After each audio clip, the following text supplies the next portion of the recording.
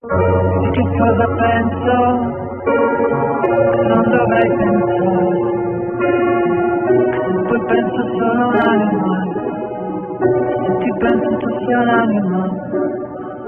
Perché questo temporale mi porta da te. E lo so, non dovrei farmi trovare. Sono ombrello anche se ho capito quanto fugga torno